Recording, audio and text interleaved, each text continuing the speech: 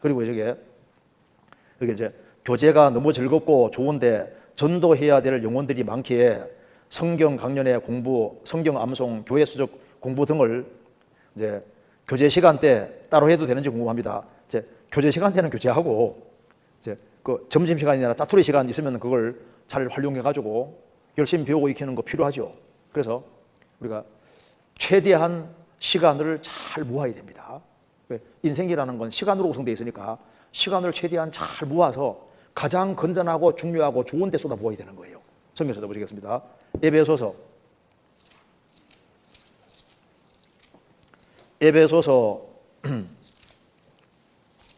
여기 5장 15절.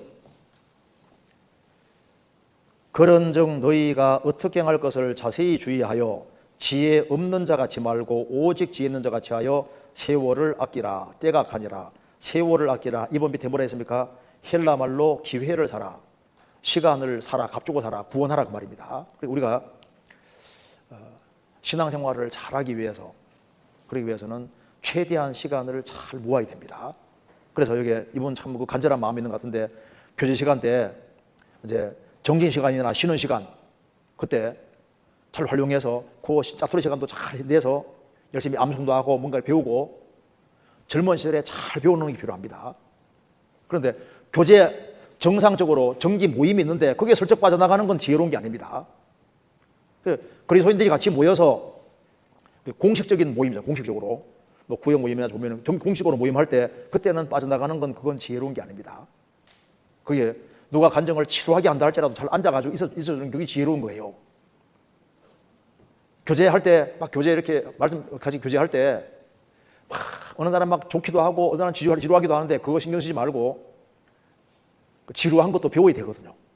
어느 사람 간증할 때 지루하게 하면 아 저렇게 길기도 하는구나 하고 참고 기다려야지. 아이고 저거 너무 길게 하면 난 다음부터 안 해야 되겠다 이렇게 하는 거 올바른 게 아닙니다. 주님 필요하니까 그 안에서 다 길러 가시는 거니까요.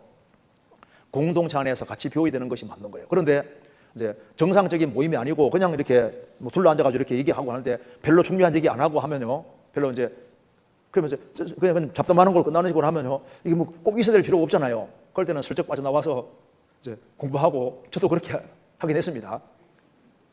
정기 모임에 빠진 게 아니고 이제 같이 이렇게 같이 뭐 둘러서 몇 명이 같이 얘기를 하는데 꼭 있어야 되는 건 아닌데 가만히 있다 보니까 뭐 별로 필요한 얘기가 아닌 거예요. 그러면은 굳이 거기에 있어야 될 필요가 없잖아요. 시간이 아까워 죽겠는데.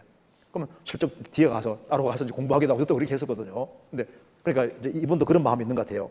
이제 조금 쉬는 시간이라든가 틈이 있을 때 이 건재받을 영혼이 많기 때문에 어떻게 하든 간에 좀 성경을 제대로 익혀가지고 불쌍한 영혼들을 건져야 되겠다는 그 열망이 있기 때문에 이렇게 얘기를 하는 것 같습니다. 그래서 그 간절한 열망이 있는 사람은 주님께서도 지혜도 주시고 하실 거예요.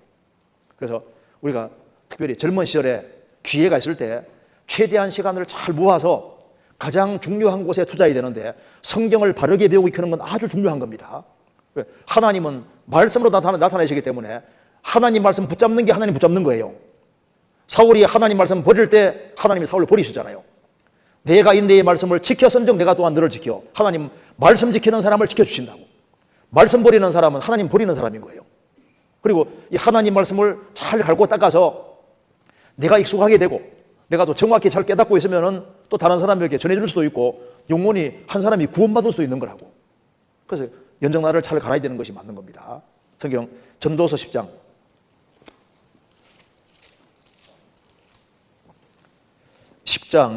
10절입니다. 956페이지입니다. 같이 읽겠습니다. 무딘 철 연장나를 갈지 아니하면 힘이 더 드느니라. 오직 지혜는 성공하기에 유익하니라.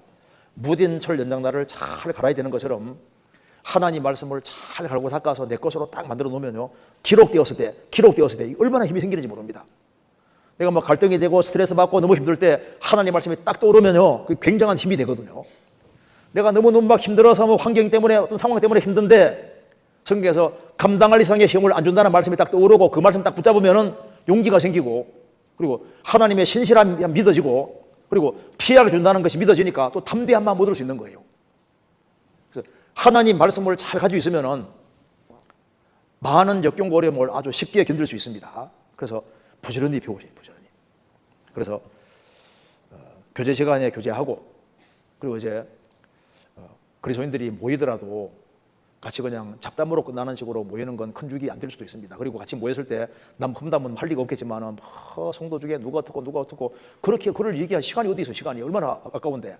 그래서 시간 교제하더라도 건전하게 교제하고, 믿음 다음에 덕인데 입을 말할 때도 덕이 되는 얘기를 해야 되는 게 맞잖아요. 덕이. 내가 이 얘기를 하면은 간증할 때도 덕이 될지 안 될지 잘 생각해야 됩니다. 어떤 분은 막 간증하는데 구원받기 전에 막 죄를 많이 지은 걸 너무 적나라하게 얘기하는데 그건 덕이 안 돼요.